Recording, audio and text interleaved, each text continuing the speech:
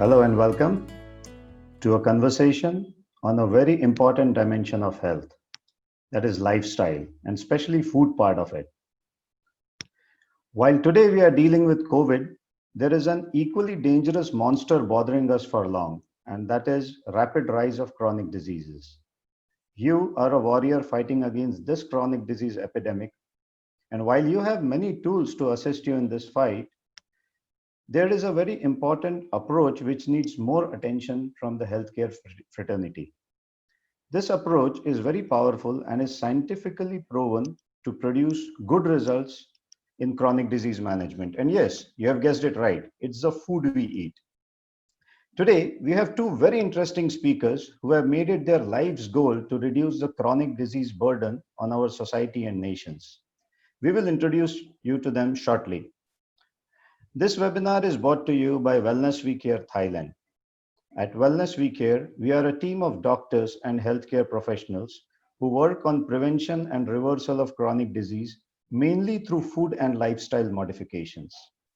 Wellness We Care is an initiative of Mega Life Sciences. This webinar is to empower you in your fight against chronic disease with proven and published medical science. We are excited and happy to have partnered with Plantrician Project USA, with whom we share a common passion and belief. My name is Sachin. I'll be your host and facilitator for this webinar, along with my friend Tom. Before we begin, just a few housekeeping announcements. So each speaker's presentation will be followed by a Q&A session from the audience. We'll get around 10 minutes for this Q&A session. And if you have to ask a question, I request you to type your questions in the Q&A icon. Click the Q&A icon on your screen, not the chat icon, because Q&A icon is what we will monitor. And do not worry in case if your question doesn't come up due to the limited time. If you have typed your question on the Q&A icon, we will compile all these questions at the end of today's webinar and request our speakers to find some time to answer it, and we will mail the answers back to you. So without taking much time, let us start with our first speaker, Dr. Scott Stoll, co-founder and chairman of Plantrician Project USA. About Scott, so Scott received his medical degree from University of Colorado. He is board certified physician.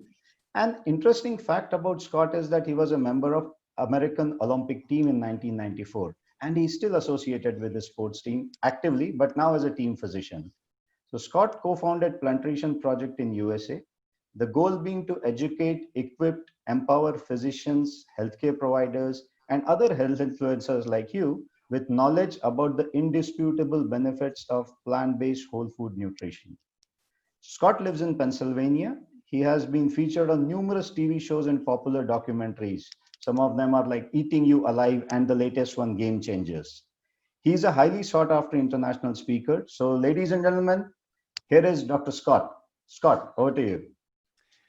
Thank you, and good afternoon, good evening, or good morning to all of you as we have this amazing opportunity through technology to connect today. And again, just thank you to Wellness We Care and the Plantrician Project for collaborating to bring this important topic to you all. And thank you for logging on and joining us on this important webinar.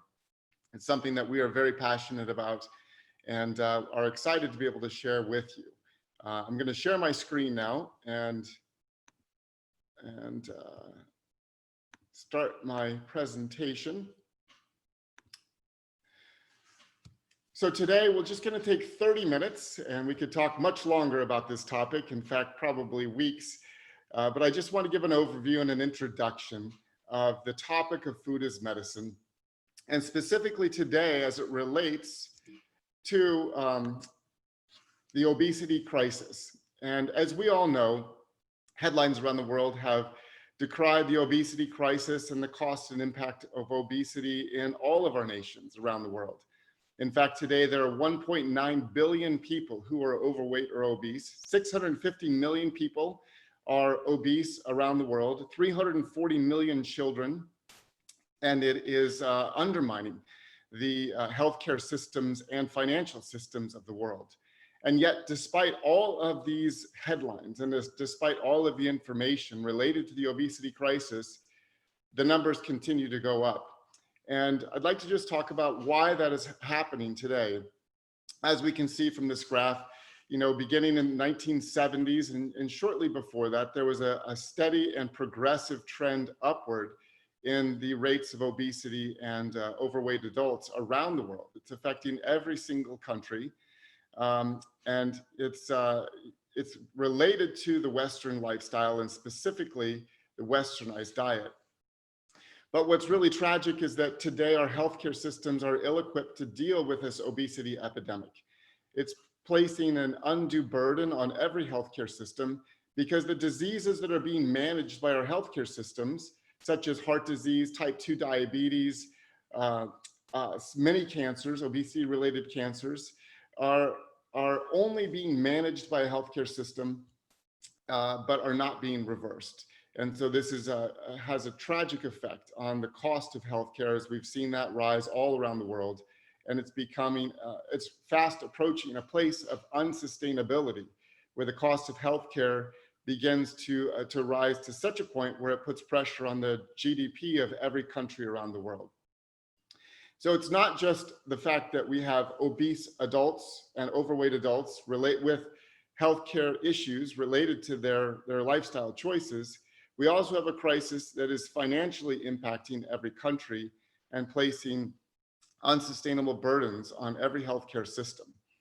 And so it becomes a very relevant and important topic for us to address. In fact, I believe that one of the quintessential issues of the 21st century is food.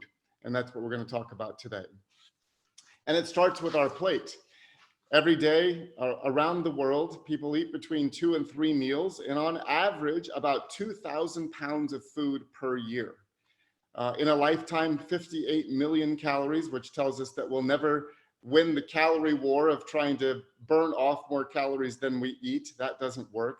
We essentially have to change what we put on our plate. And if we consider that we're eating about 2,000 pounds a year, that is the equivalent of a small car. This is a Chevy Spark that weighs about 2,000 pounds. And so the average person is eating bumper to bumper the equivalent of this car. And it just puts into context the idea of how much food we actually consume. And the important thing to remember is that this food is a part of a food web.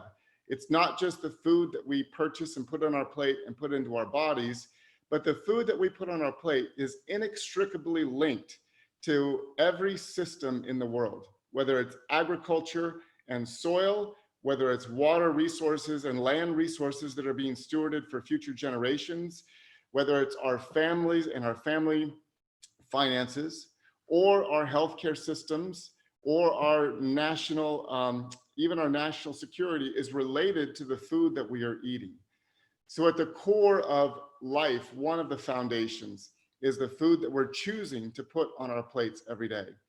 And as we'll talk about a little bit later, that food has been influenced by a rapid shift in the Westernized diet and the large food corporations around the world. So what's happened to our food over the last 100 years as we put this into perspective?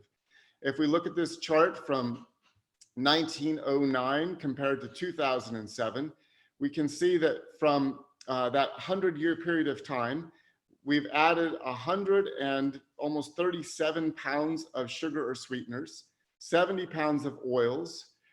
Meat has gone up more than 100 pounds. Cheese has gone up 30 pounds. We've added about 500 calories and 53 gallons of soft drinks on average. So there's been a rapid evolution of the types of food that we've eaten in the last 100 years. It's an industrialization of the food system, as we can see here.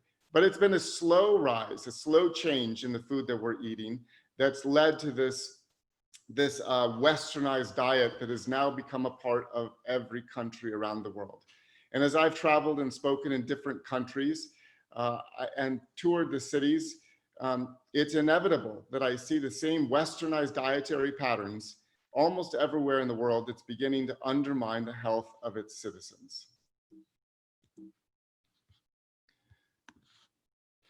So just graphically, we can see how things have shifted, and largely beginning, as we see in the early 1900s, with a rapid shift after World War II, as the food system was changed. So here's a graphical representation of the alteration in sugar consumption.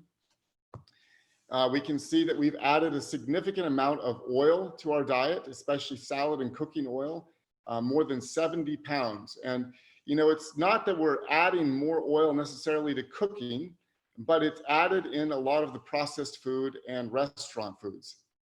And it's the hidden calories. In fact, oil contains 4,000 calories per pound or 120 calories per tablespoon.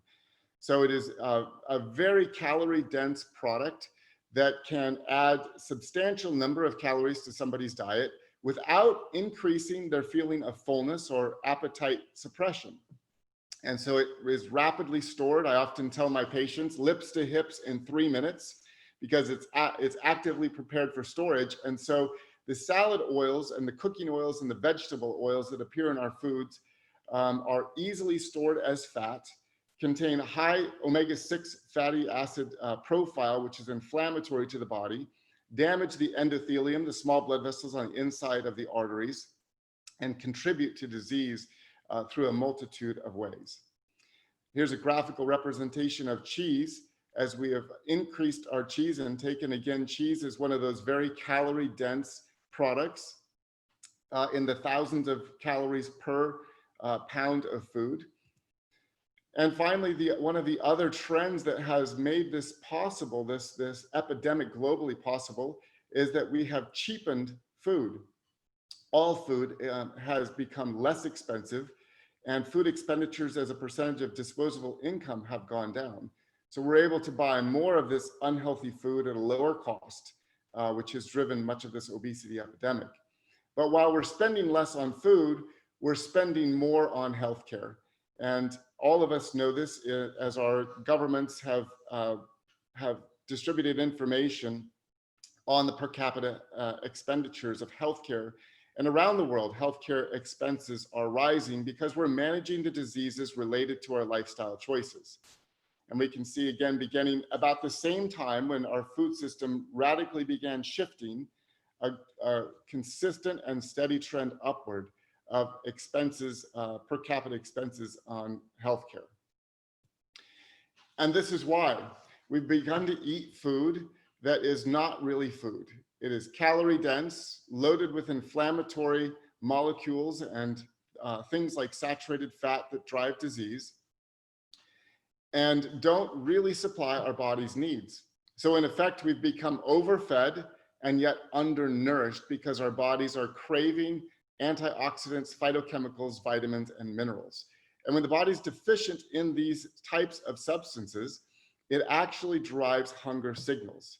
So somebody can eat a full meal, 700-800 calories of food like this, and yet finish the meal and still be craving more food for a multitude of reasons. One of those is that their body is crying out for nutrients. But the obesity epidemic has not just impacted humans, it's also impacted pets.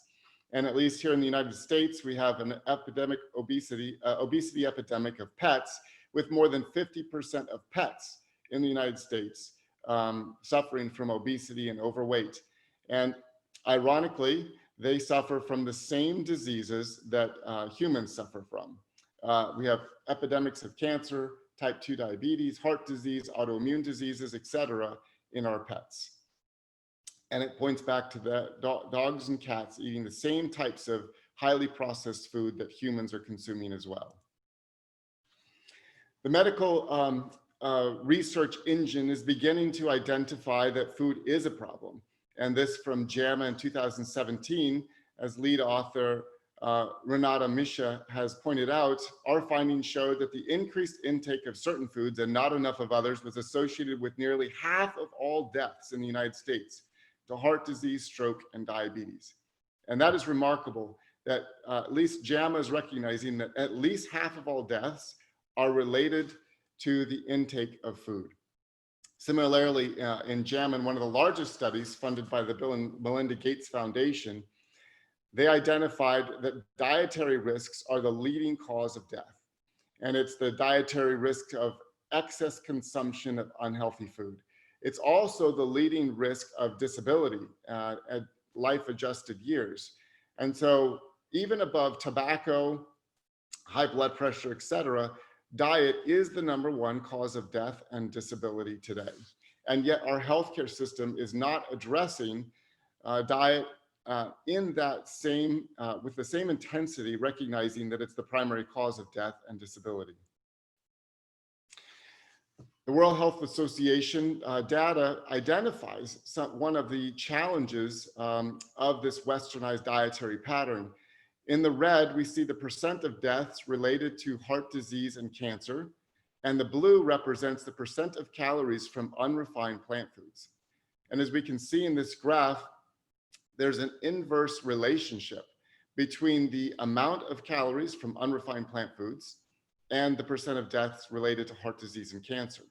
In the westernized countries like Hungary, the USA, Belgium, Sweden, Finland, as we see on the left-hand aspect of this slide, they have a high calorie consumption of refined foods.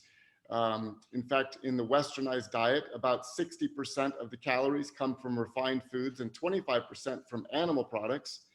And we can see that that dietary pattern has a high percent of death related to heart disease and cancer. In the parts of the world where they still consume a high caloric density of unrefined plant foods, they have very low percent of deaths of heart disease and cancer. And so it's a very elegant graph that demonstrates that relationship between the types of food that are on our plate and the relationship to these lifestyle related diseases, including heart disease and cancer. This was also summarized in the research that came from National Geographic, identifying the blue zones in the world, those longest lived and healthiest populations that include Loma Linda, California, the Nicoya Indians in Costa Rica, Sardinia, Italy, Icaria, Greece, and Okinawa, Japan. And these populations have very low incidences of the lifestyle related diseases that most of us as clinicians see on a daily basis. They have long lifespan, often reaching centenarian status, and very healthy communities. And when they looked at the dietary patterns of these blue zones, they summarized the findings in 10 key guidelines. They found that the majority of these populations ate at least a 95% plant-based diet. Just like the World Health Organization data, they were consuming a diet largely that was comprised of unrefined plant-based foods with very small amounts of either fish or locally grown animal products. The guidelines from the blue zones included also a retreat from meat, take or leave fish, diminishing dairy. One of the primary relationships to longevity and health around the world was the consumption of 1 cup of beans every day. These populations also consume very little sugar. And as we saw earlier in the presentation, today the average westernized diet is comprised of about 140 pounds of sugar or sweeteners. Eating a very small handful of nuts or seeds every day, and small is the key here. A cup of cashews contains about 700 calories. So a small handful of nuts or seeds a day is the amount that would be contained in the palm of your hand. And ideally, seeds are preferable over nuts. They do have some benefit. They have high levels of minerals and have been related to reductions in inflammation and heart disease. If consuming breads, sourdough or 100% whole grain breads, making sure people are well hydrated with 6 glasses of water a day. And their final guideline was if it's processed in a plant, don't eat it. If it's a plant, eat it. And so the recommendation again is to eat predominantly whole plant-based foods based upon the research from the Blue Zones guidelines. And so I guess it's just one more pillar of support as we look at the longest lived people groups for transitioning the plate over to a more predominantly plant-based plate. And it's important to highlight the fact that we're talking about unrefined plant foods. When the study, this is from the Journal of American College of Cardiology, a study looked at the relationship between plant-based diets, healthy plant-based diets, which would contain an abundance of unrefined plant foods, and unhealthy plant-based diets, which would be more of a refined plant-based diet, consuming more refined foods, processed plant-based foods. And they found that the risk ratio for a unhealthy plant-based diet, as we see on the left, actually increases the risk for heart disease. And with the graph on the right, we see that it's actually comparable, if not slightly higher risk than eating animal-based diet. The only diet that substantially reduced the risk of heart disease was a healthy plant-based diet. And so moving towards eating foods as grown with as limited amount of processing as possible is the diet that optimizes the health of the heart, has the potential to not only prevent heart disease, but as we've seen in studies from around the world with leaders like Dr. Dean Ornish, the diet of a whole food plant-based diet can actually begin reversing heart disease. But it doesn't just apply to heart disease, it also applies to type 2 diabetes. These are hazard ratios for type 2 diabetes, looking again at healthful versus unhealthful plant-based diets. And we can see the red line here is an unhealthy plant-based diet, and green is a healthy plant-based diet. And the hazard ratios, the risk for acquiring type 2 diabetes is lessened by the greatest degree with a healthy plant-based diet.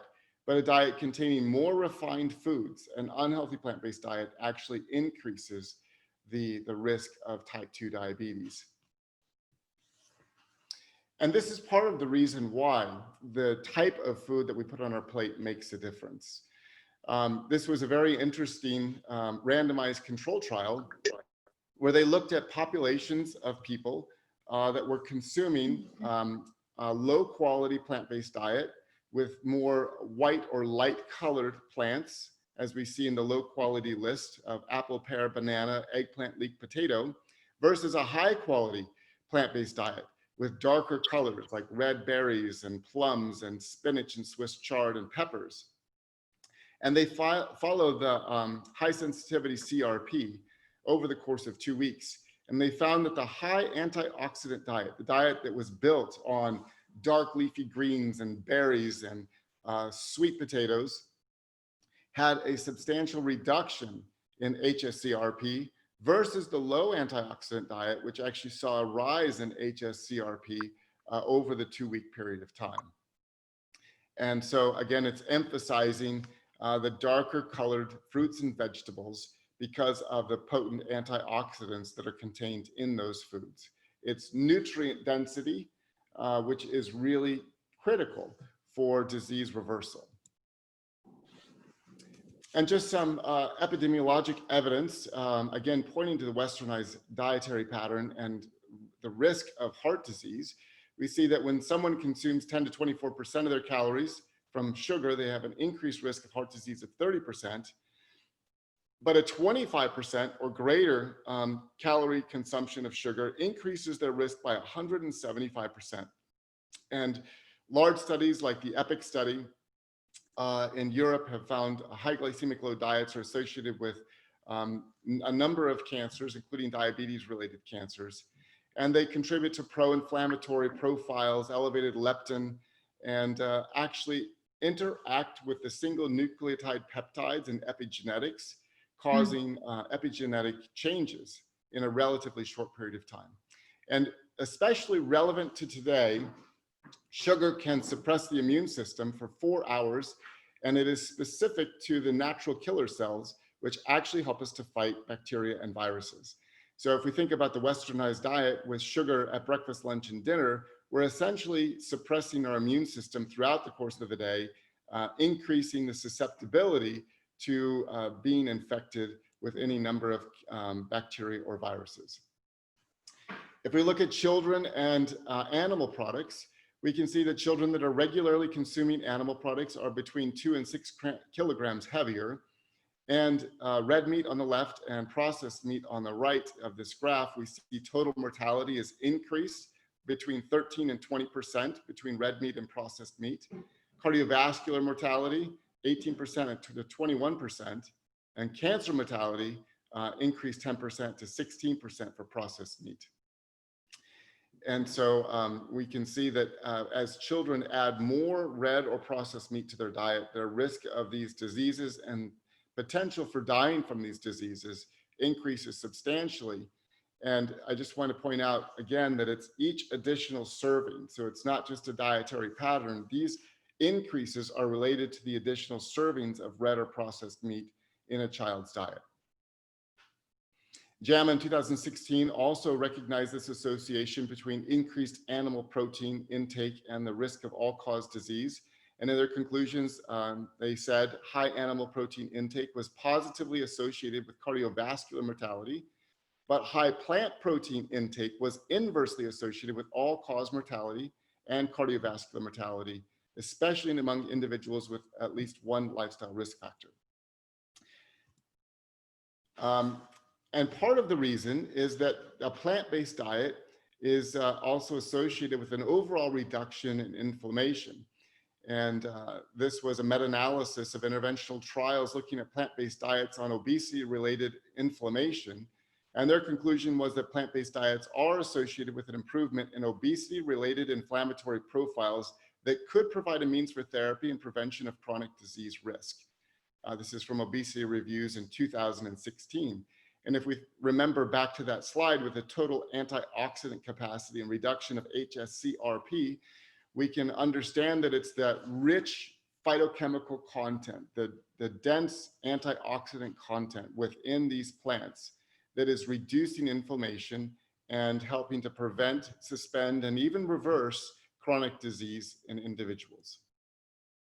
The BROAD study, which was our friends down in New Zealand, was another randomized controlled trial that looked at a whole food plant-based diet in the community for obesity, ischemic heart disease, and diabetes. And they did not recommend any exercise. And their conclusions, I'll just highlight the fact that they achieved greater weight loss at 6 and 12 months than any other trial that did not limit energy intake or mandate regular exercise.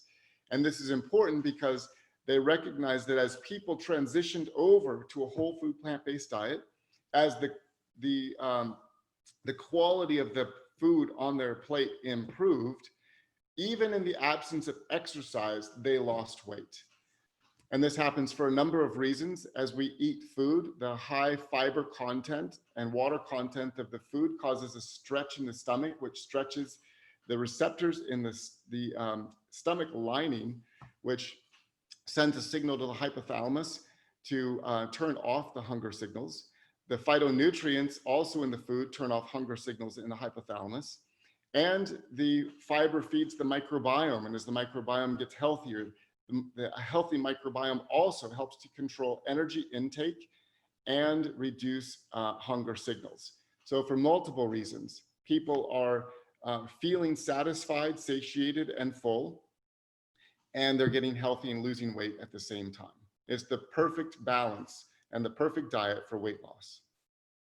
Other randomized trials with a whole food plant-based diet have shown greater sustained weight loss in vegan groups at 1 and 2 years, improved beta cell function and insulin sensitivity in just 12 weeks on a whole food plant-based diet, substantially improved cholesterol panels, superior to, in many cases, medications, including statins, improved depression and anxiety scores. And this is related to reductions of neuroinflammation in the brain with the microglia, substantial improvements in ulcerative colitis patients with 12 weeks of dietary fiber intake.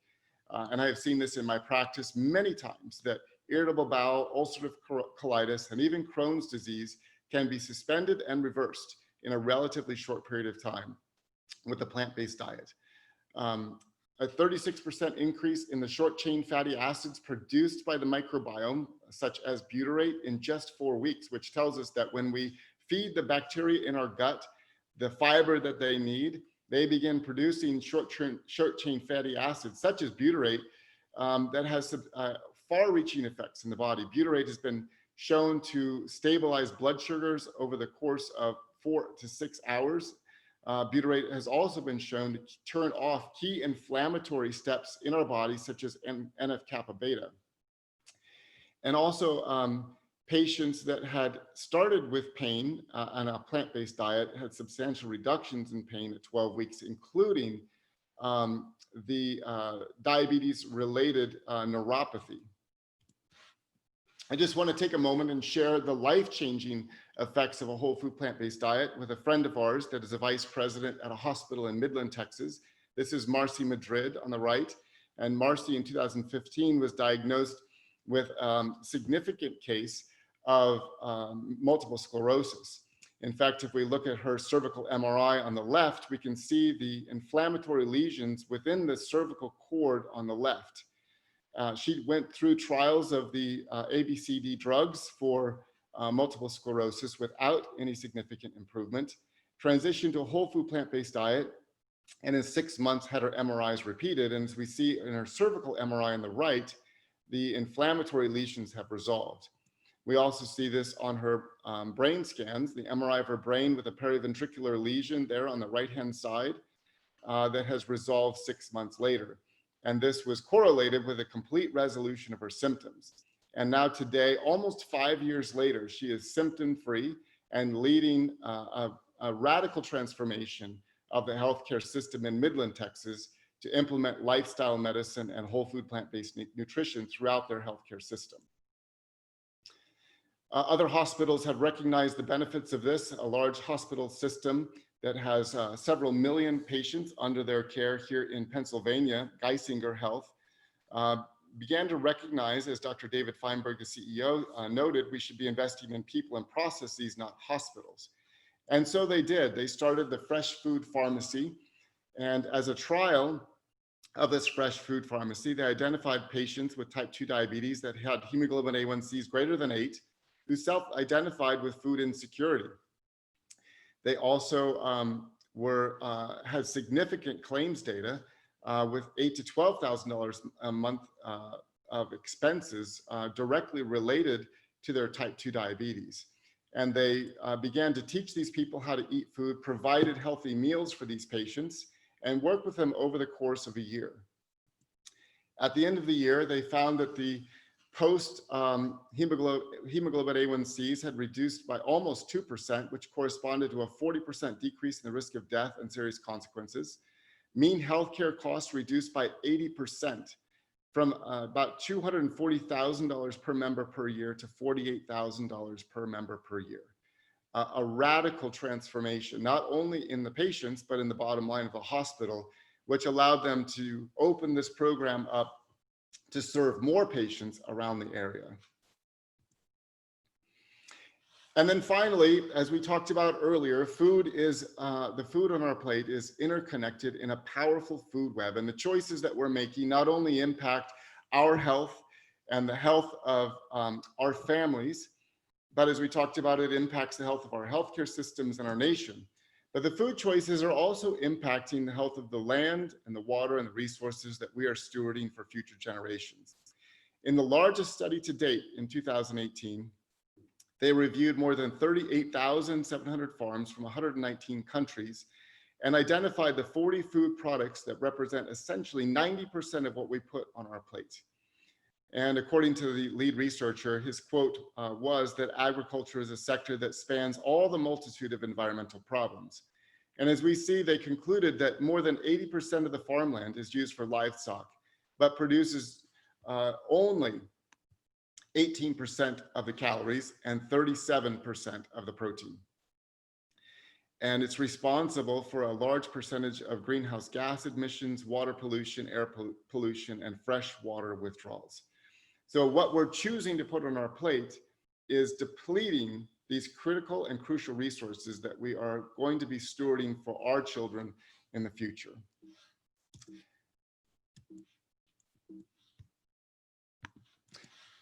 And finally, in a study looking at a review of 95 studies, we can see that in this value of life benefits, environmental benefits, and healthcare benefits, that nexus of connection between these three, when people transitioned their plate to a more whole food plant-based plate, the potential for that, if we can drive that trend globally, we can save 8 million lives per year, or 129 million life years.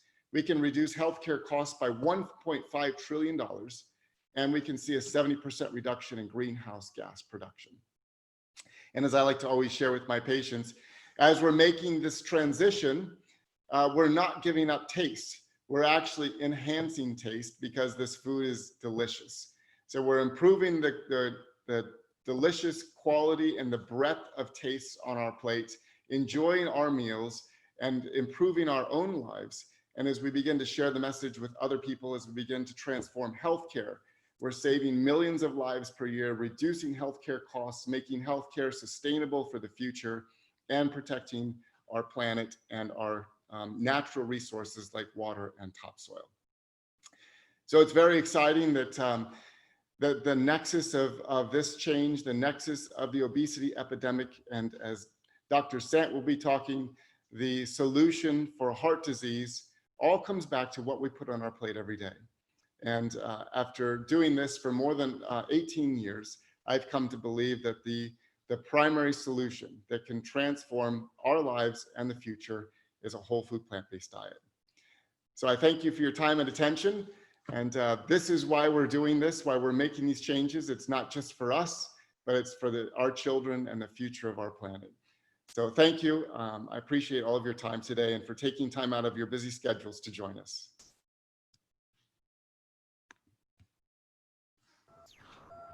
Thank you, Scott. This is Tom Dunham with the Plantrician Project. I've been monitoring the questions, and there are a bunch of them, so we'll get right to it, and we'll get through as many as we can in the next 10 minutes here before we move over to Dr. Sant's presentation.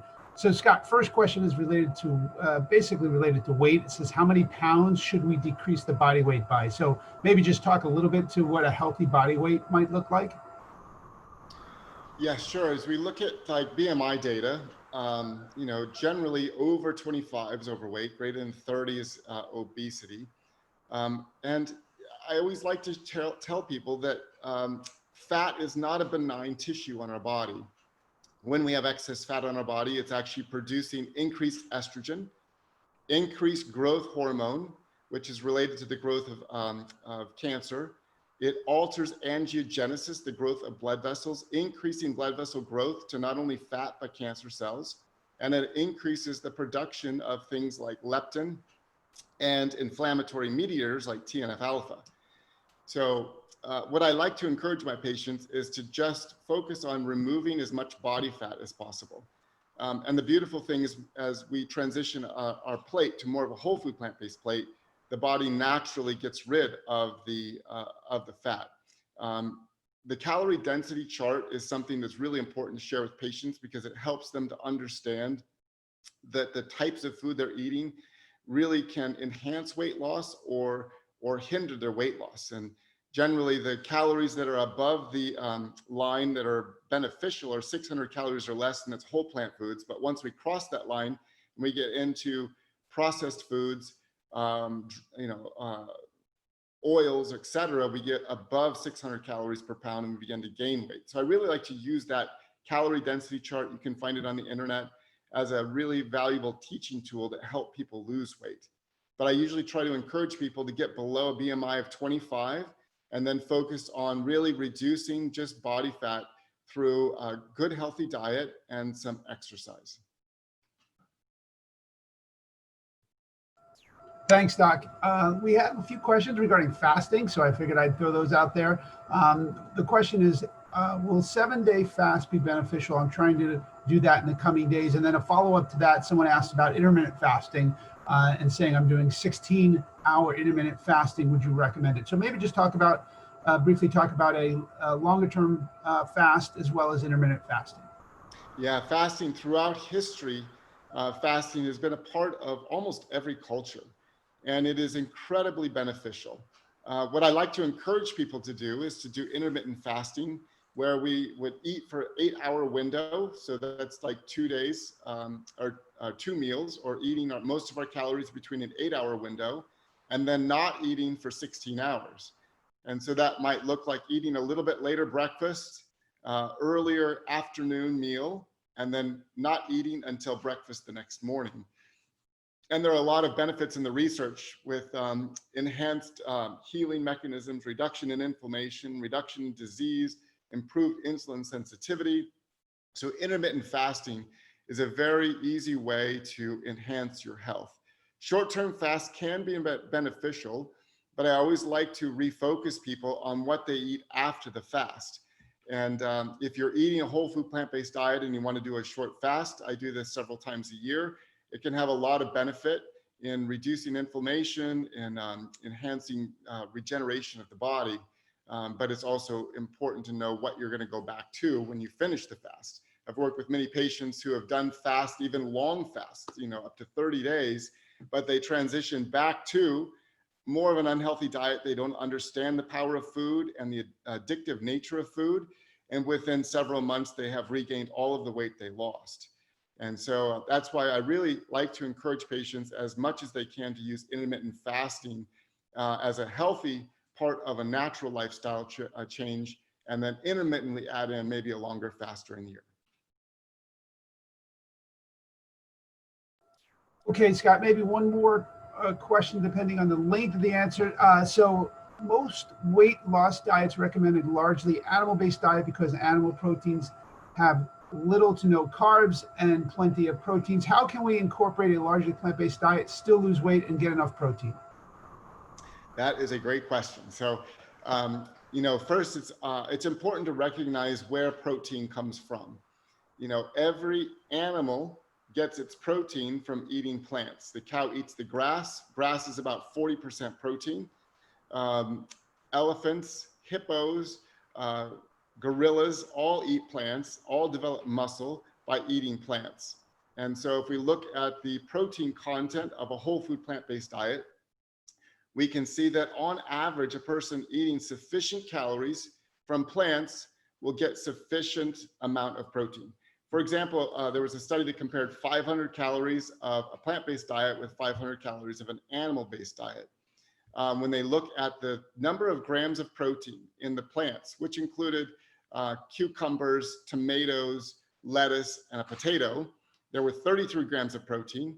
When they look at the animal that included lamb, dairy, and beef, it was 34 grams of protein. So equal amounts of protein per 500 calories, but the animal protein came with 137 milligrams of cholesterol, very little minerals or vitamins, came with a large amount of saturated fat, 252 milligrams of calcium.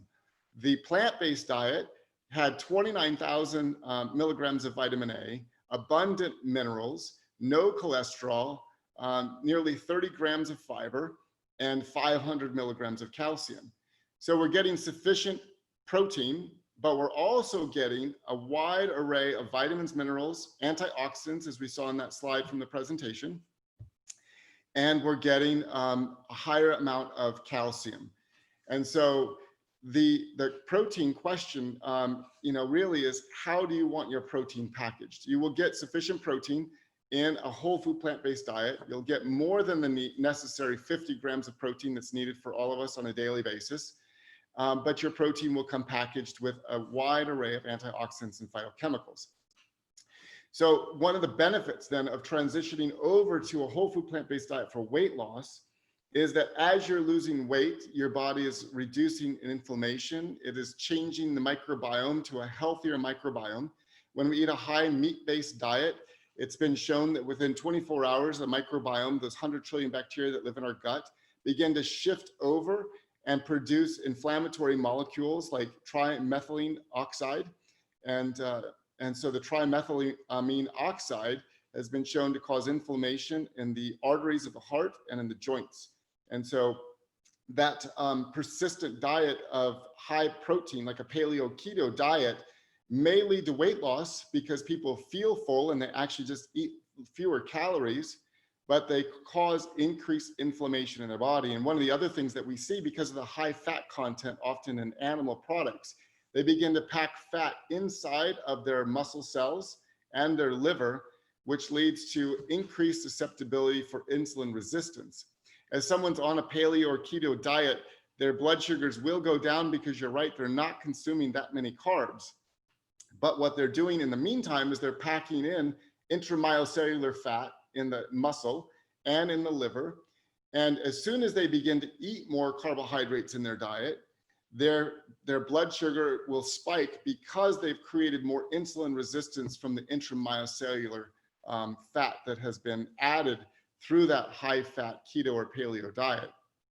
Short term, the studies have shown that paleo or keto high animal product diets do reduce weight, and they actually do reduce insulin resistance. But that is because, as you said, the carbs are decreased. But the studies also show that those are not sustainable diets long term. And that as people add carbs, then these things begin to rise. So a whole food plant-based diet comes with plenty of protein, comes with all the antioxidants and phytochemicals to reduce inflammation, to reduce and reverse disease. And it also comes with enough fiber that you begin shifting your microbiome to enhance the health of your microbiome. And it creates satiation in the hypothalamus so that people feel full and they feel satiated from their meal. Okay, thanks, Dr. Stoll. I think that's all the time we have for you. I'm gonna turn it over to Sachin, and he's going to introduce Dr. Sant and his topic. So Sachin, take it away. Thank you, Scott. That was very engaging and very insightful. So, ladies and gentlemen, our next speaker is Dr. Sant. Dr. Sant is a former cardiac surgeon with around more than 20 years of experience in cardiac surgery. But after being diagnosed with a coronary artery disease himself, he rejected surgical treatments and conducted his own research in prevention and reversal of chronic diseases. Through his efforts, he recovered and became healthy through the theory of total lifestyle modifications.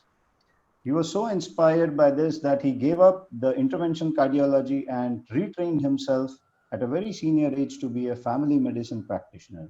So he is currently a consultant with Thai Heart Association, and along with Mr. Vivek Dhawan, the CEO of Mega Life Sciences, he has established the Wellness We Care Center in Thailand to develop training programs for general public and healthcare providers on self-preserving and reversing chronic disease through dietary and lifestyle changes by incorporating plant-based whole food diets along with regular exercises.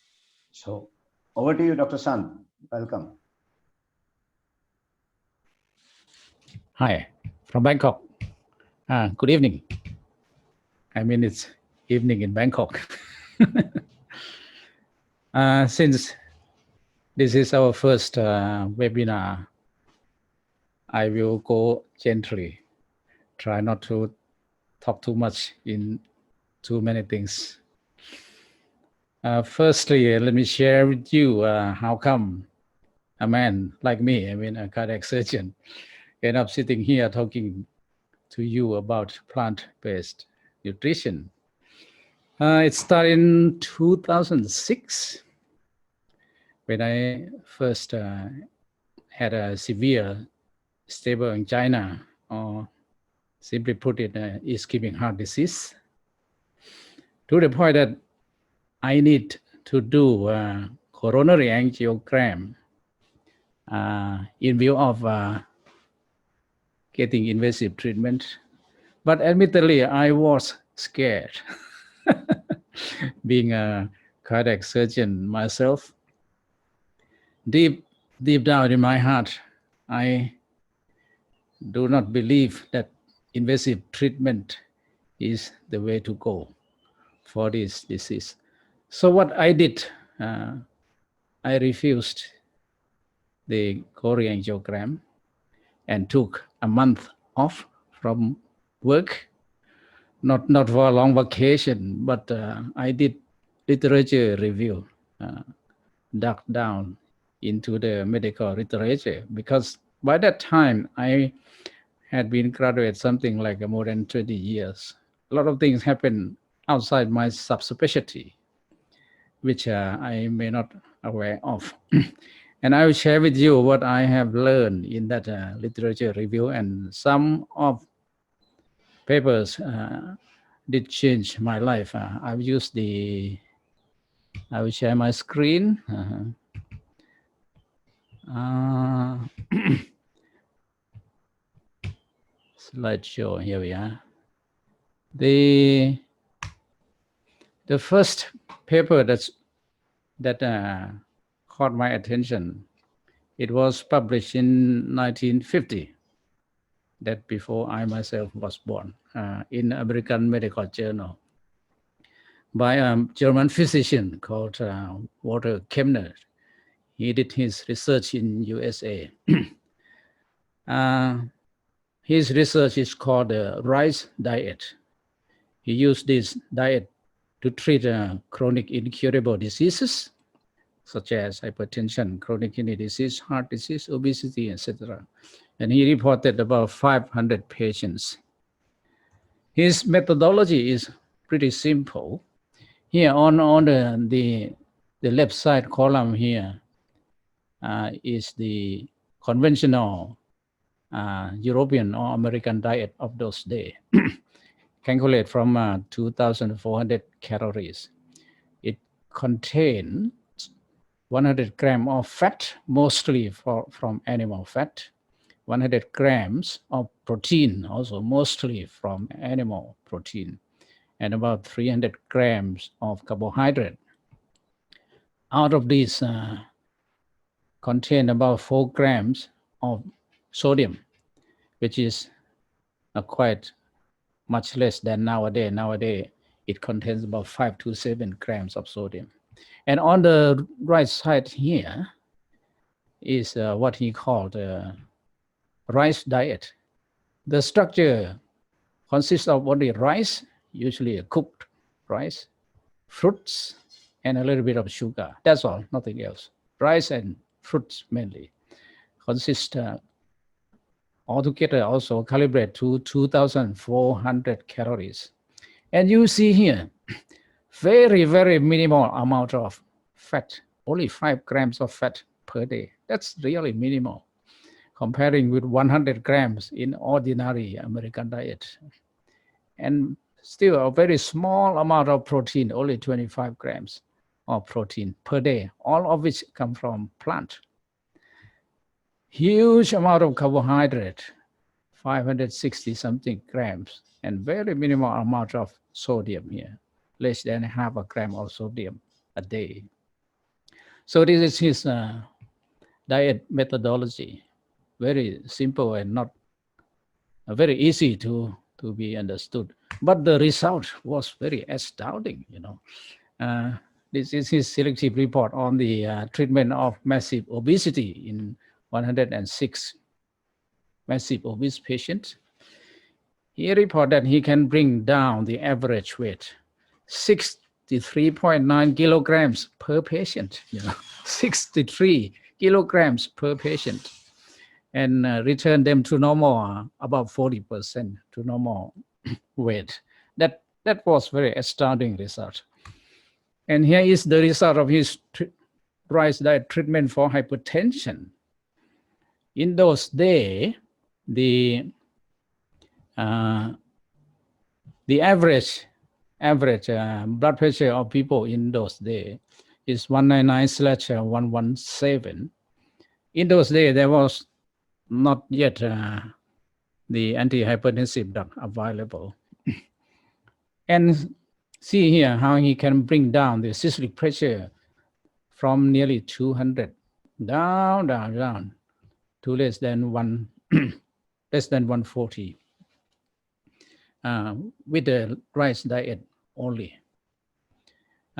His report was the only successful report in treatment of hypertension in those days. And here is another report of his. He detailed how he treated the hypertensive retinopathy, particularly the papilledema, in 88 patients. This is before treatment, the papilledema before treatment. This is after treatment. He cured papilledema 23 patients out of 88 and improved some of them. The papilledema in those days, when I was a medical student, it was considered incurable disease.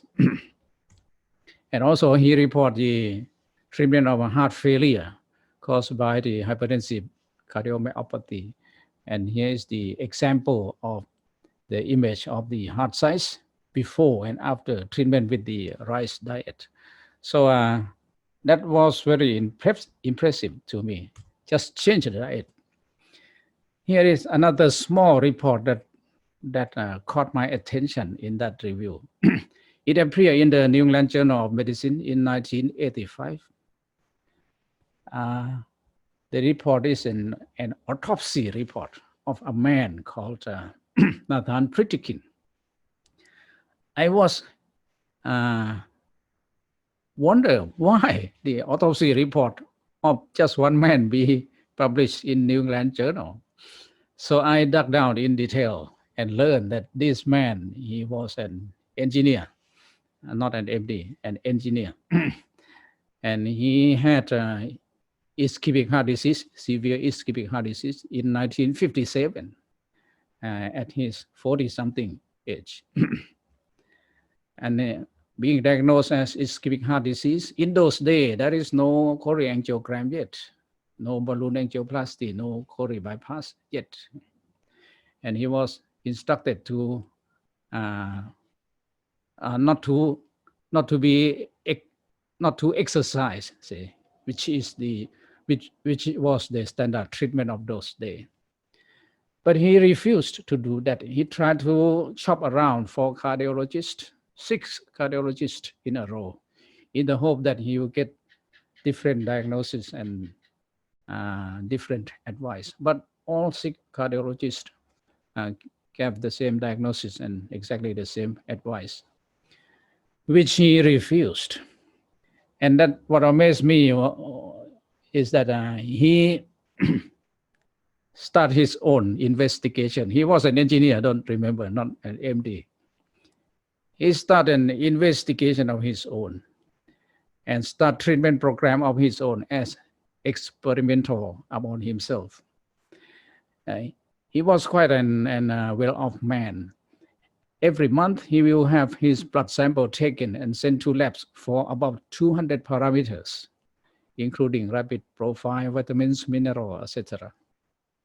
And he experiment himself with exercise and with various type of diet. And at the end, he end up with low fat, high unrefined carbohydrate, and less meat diet. When I say less meat, it's something like only one piece of meat, about 100 to 200 grams on Sunday only for the whole week. That is less meat. And he got better and better and better to the point that he can do jogging 10 miles a day, every day. His success bring him to establishment of the Pritikin program. He established the resort where patients come and learn how to change diet and change lifestyle to reverse their own disease. He died in 1985, and his autopsy report appeared in the New England Journal of Medicine, which reported his coronary artery was in near normal status, just only small streak of fat in the endothelium, no significant plaque at all. The story of this man and the result of his autopsy amazed me a lot, and admittedly, he is kind of my role model to try to do something new. And then come this study in 1994, very well known, the Lyon Diet Heart Trial, randomized control trial, about 600 subjects divided into 2 groups. Group 1, eat Mediterranean diet. Group 2, eat conventional French diet in those days.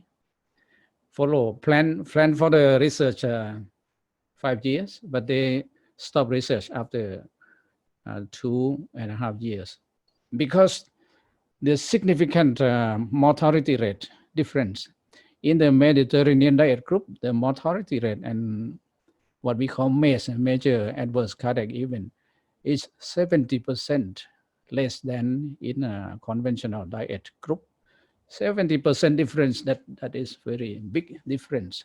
And that is why they stop research halfway, because of the ethical reason.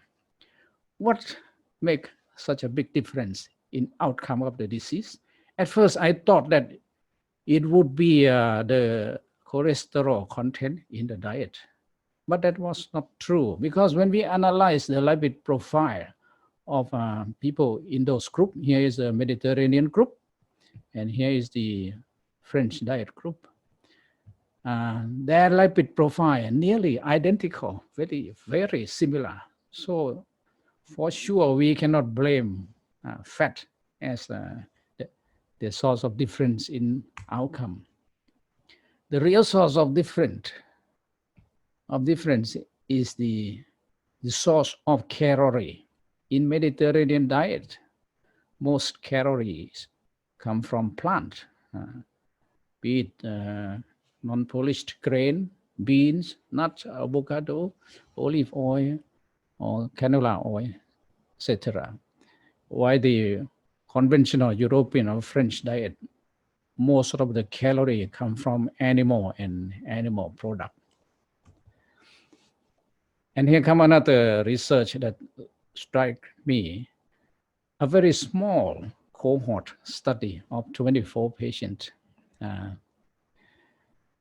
They put a severe chronic disease patient, 24 of them, on low-fat plant-based diet.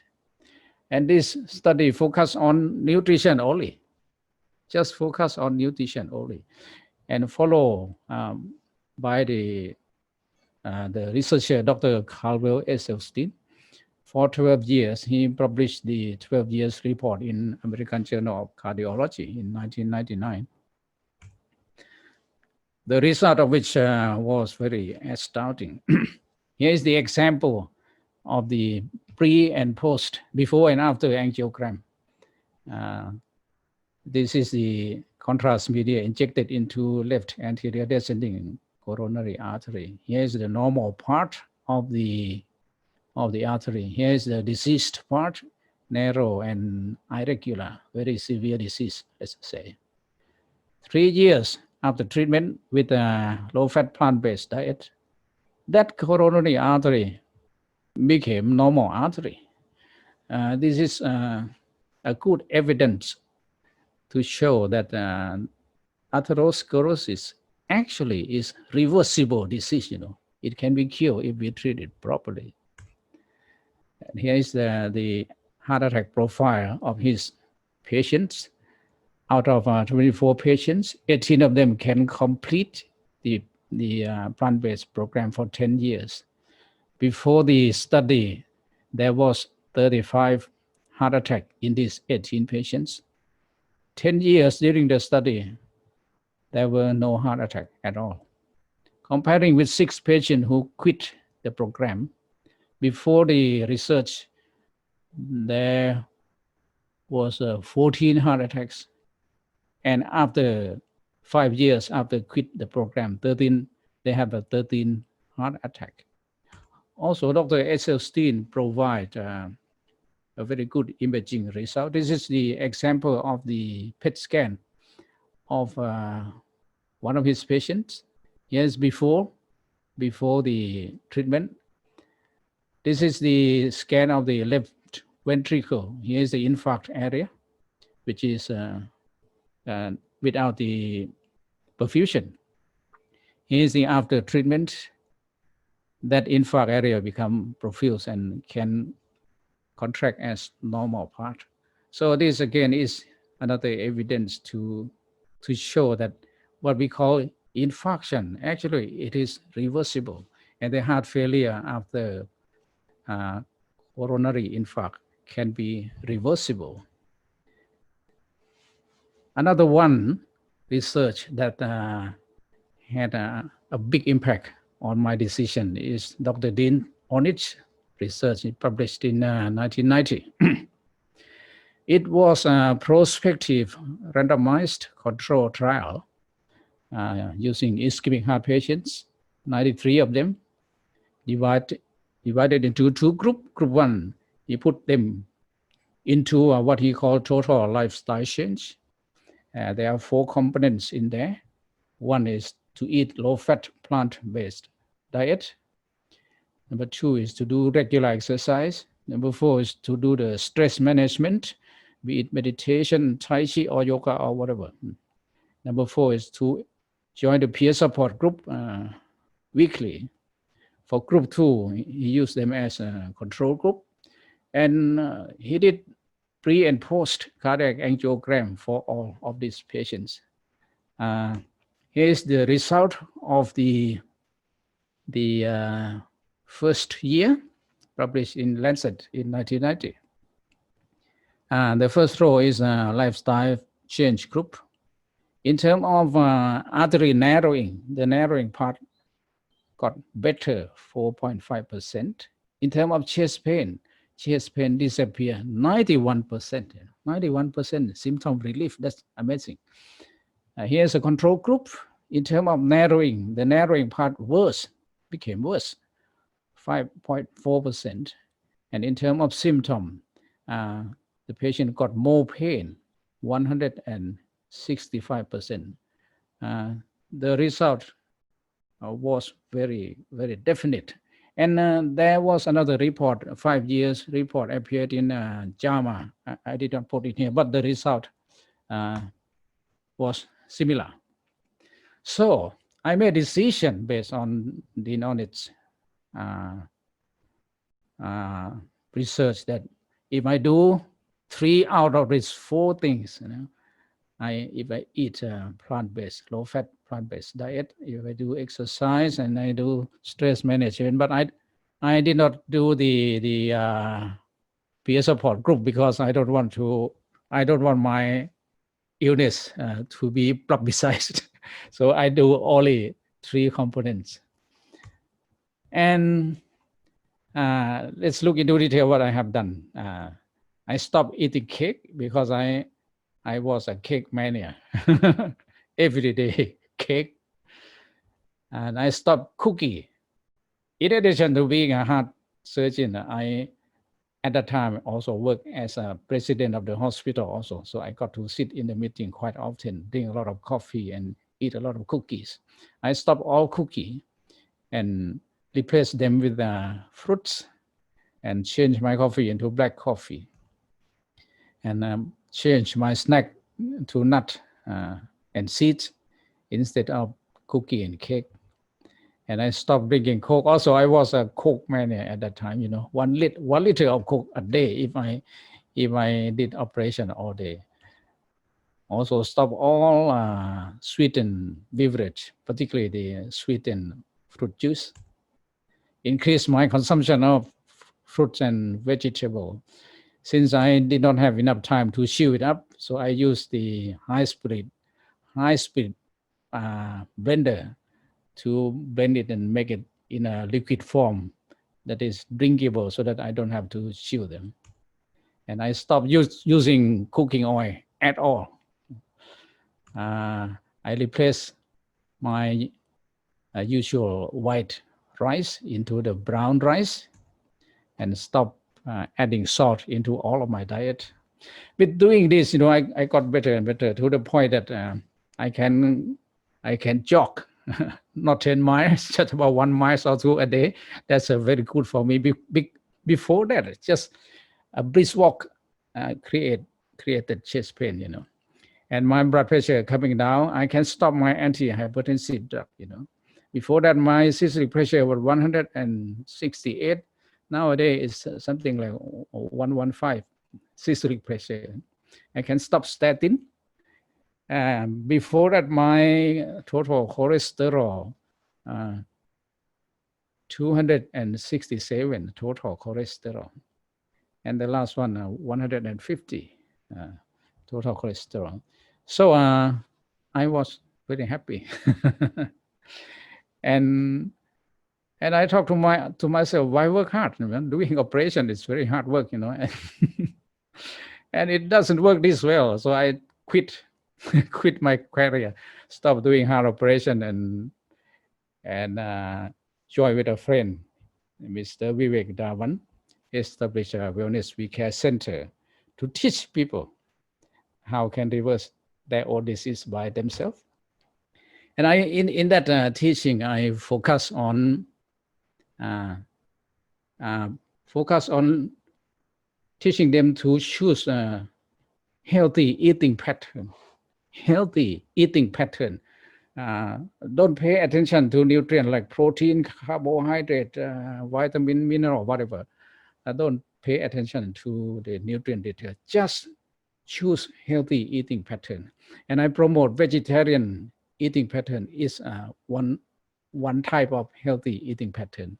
In there are a large spectrum, be it vegan, ovo, vegetarian. I mean, those who eat egg, lacto vegetarian, those who also drink milk, pesco, those who also eat fish, and flexitarian, those who are a little bit more relaxed but try to move themselves toward more plant-based diet. So the key point one is I emphasize people to focus on choosing healthy eating pattern, not choosing nutrient. And I teach them the concept of good nutrition. Good nutrition. Firstly is choose healthy eating pattern, and then emphasize the food variety in colors, in taste, in season, and also nutrition density, which Scott talked about a few minutes ago, and emphasize 4 components of bad nutrition: added sugar, particularly in the sugar in the soft drink, the salt or sodium, saturated fat, which usually come from animal or cooking oil, and trans fat. Fortunately, during the last year in Thailand, they amended the law to prohibit using trans fat in commercial food. So the trans fat is not problem in Thailand anymore. And I encourage a healthy lifestyle. This is the profile of ACC AHA guideline in 2019. In 2019, definition of healthy lifestyle. Number 1, eat more vegetables, fruits, nuts, whole grains, lean protein. Number 2, eat less trans fat, red meat, processed meat, refined carbohydrates, and sweetened beverage. Number 3, if overweight, they should restrict calorie.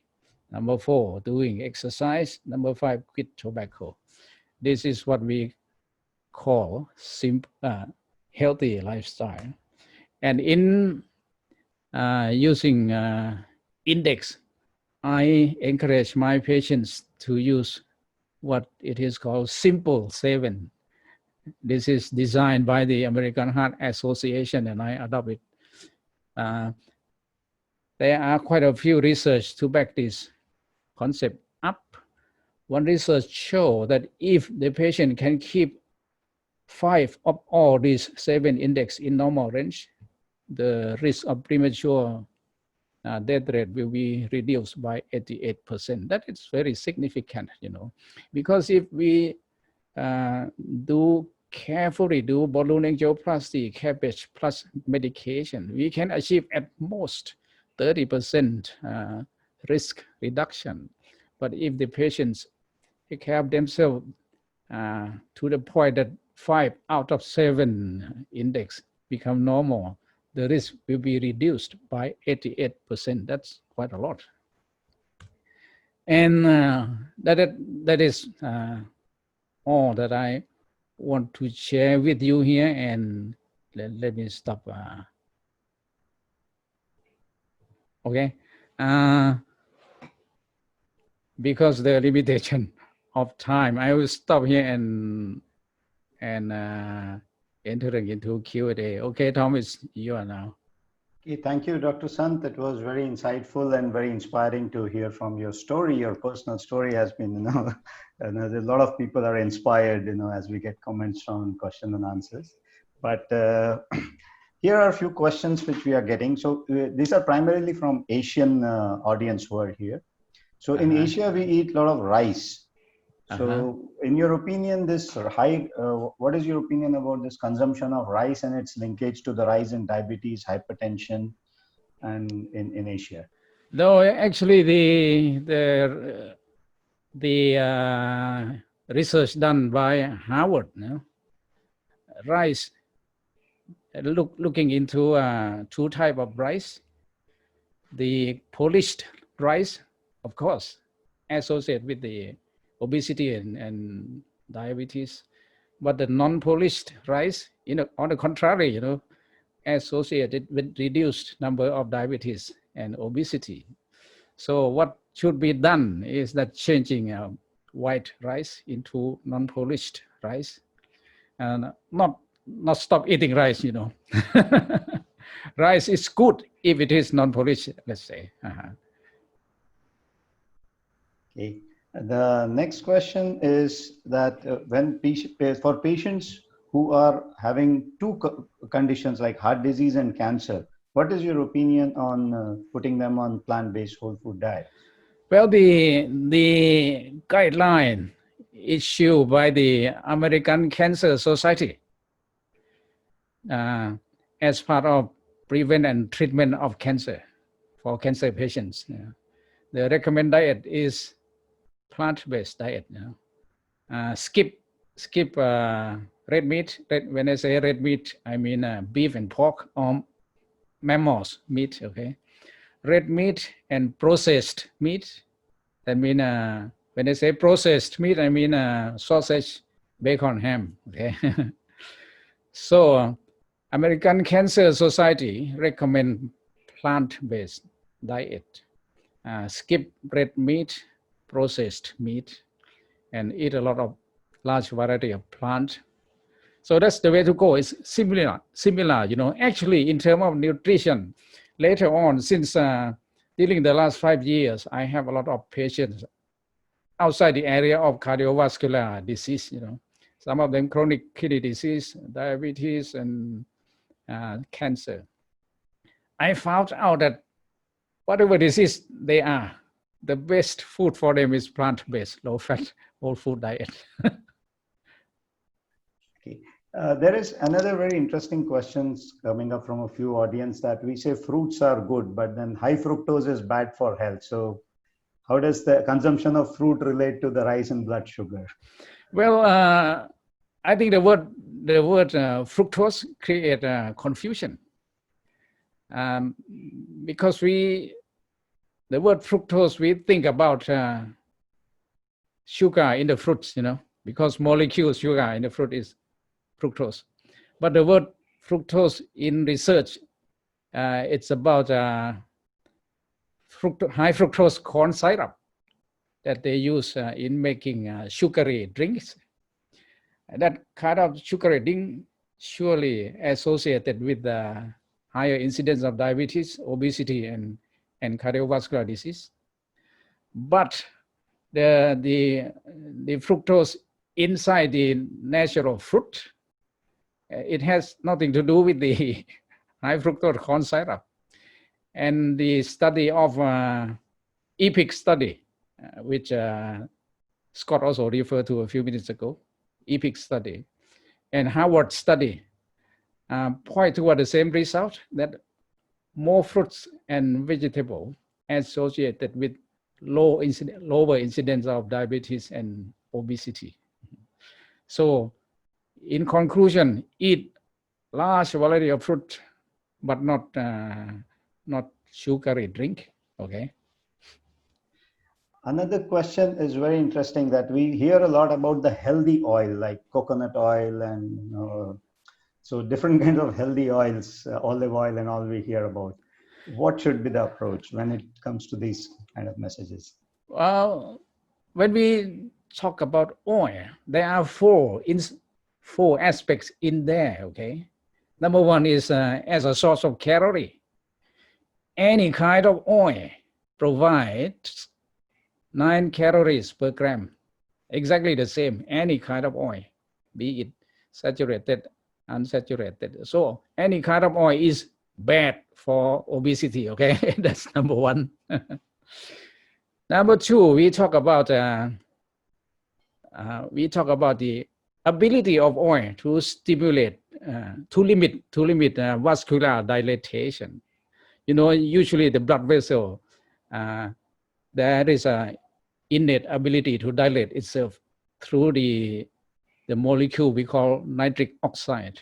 Okay, and we learn that oil, when circulate inside the circulation system, we block formation of nitric oxide, and so limit the ability to dilate itself of the blood vessel, which becomes a contributing factor to acute stroke, acute heart attack, or something worse outcome of the atherosclerotic disease.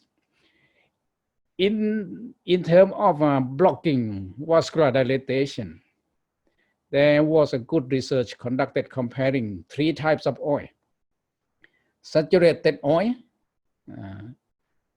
and mono unsaturated oil like canola oil and olive oil, and poly unsaturated oil. 3 types of oil. The endpoint is the blockage of the dilatation of the blood vessel. All of them act exactly the same. So in terms of blocking blood vessel dilatation, all oils are bad, okay? In this aspect, all oils are bad.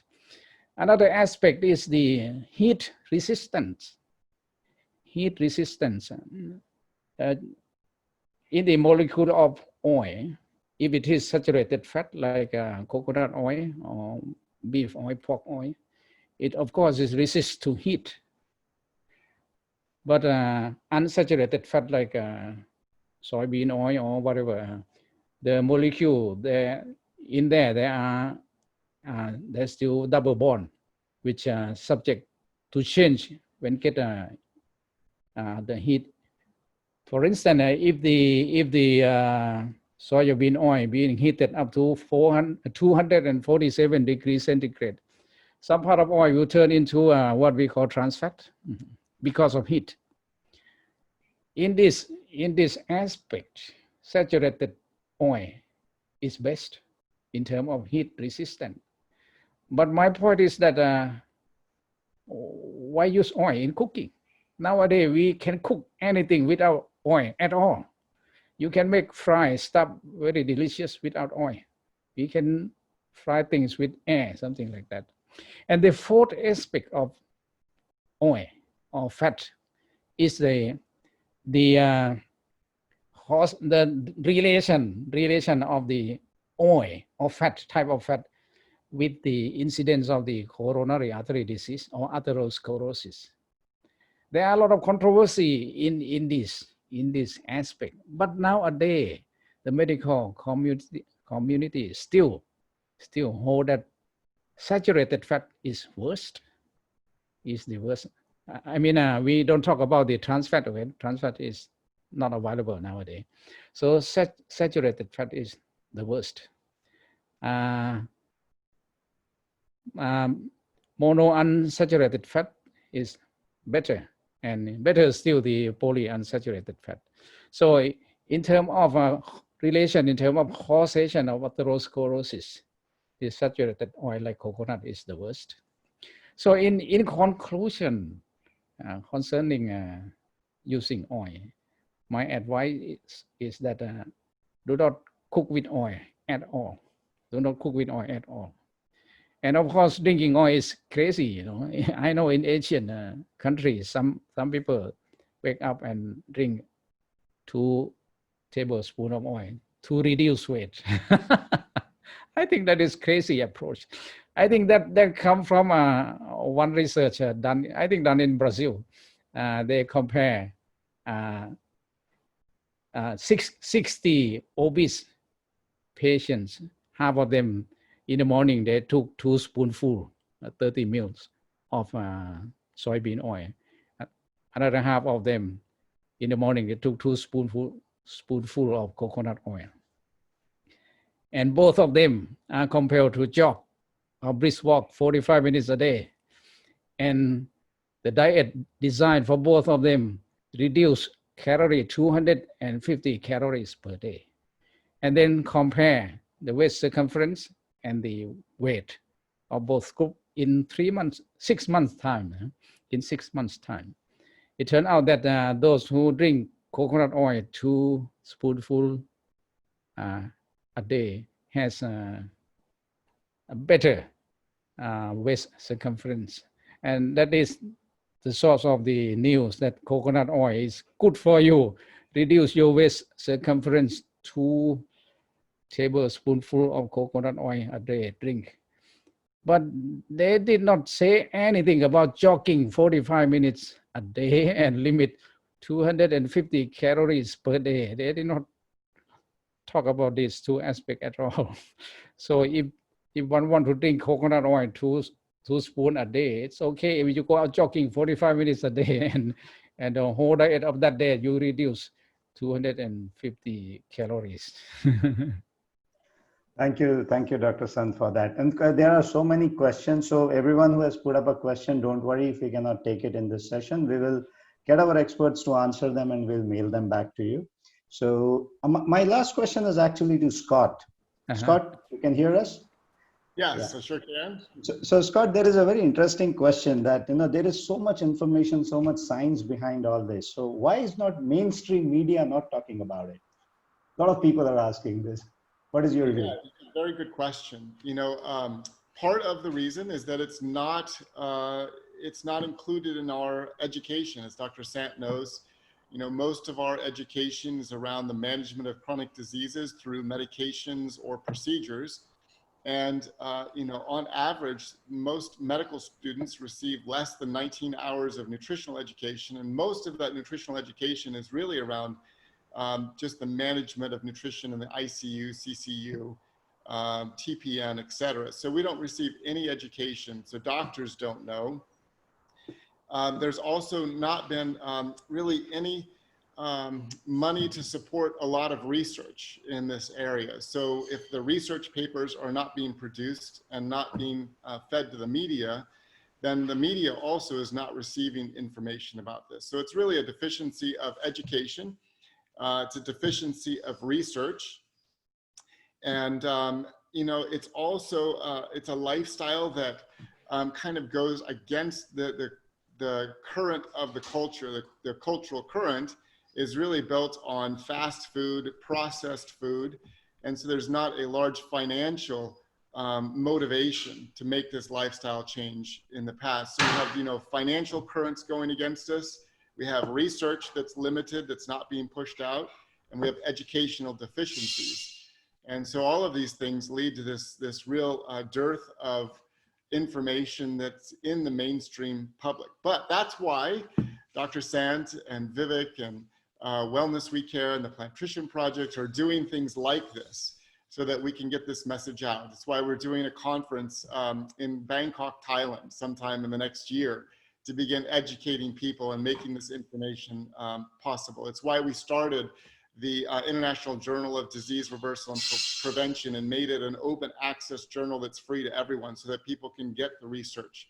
And all of you have the opportunity to educate people as well. And if, I saw that we had almost 800 people on today, and if each of us educated 5 people, that would be a huge step in the right direction as well. So together we can make this shift. But thank you, Sachin. That was a great question. Dr. Sant, what's your take on this? Well, exactly the same as Scott. Nothing else to add. Education problem. Yes. Thank you, Dr. Sant, Dr. Scott, for a very interesting session. We have had a very interesting 89 minutes. So Tom, it's time to, over to you.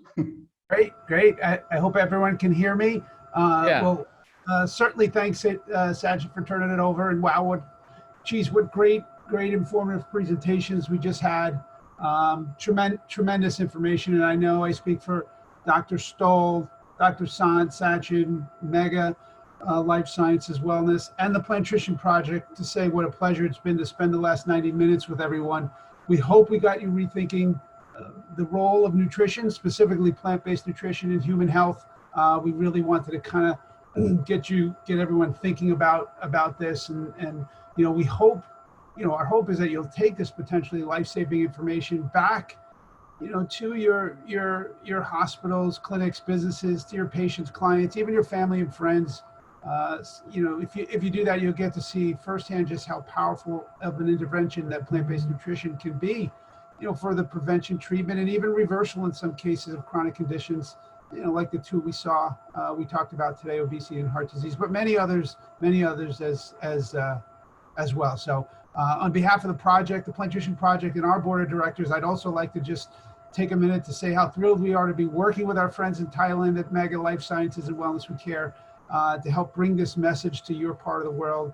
We're truly grateful to have found them, and hopefully they feel the same way. So like Scott said, we're excited for great things to come. Hopefully, fingers crossed, in the near future, we can even do a live event sometime in Thailand. So we're really looking forward to things to come. Real quickly, if you want to reach out to us, I think everyone knows how to reach Mega We Care through their site, megawecare.com, Wellness We Care through their site, wellnesswecare.com. And if anyone wants to reach out to the Plantrician Project, you can reach out to us. I'll spell it just because it's a little bit more tricky. Plantricianproject.org, PLANTRICIANPROJECT.org. So again, on behalf of our speakers, the Plantrician Project, Mega Life, Wellness We Care, thank you for joining us today. I hope you enjoyed the presentations and look forward to connecting with everyone. Certainly, hopefully not in the not too far distant future. So stay well, everyone. Stay safe, and have a wonderful evening or day, wherever you are.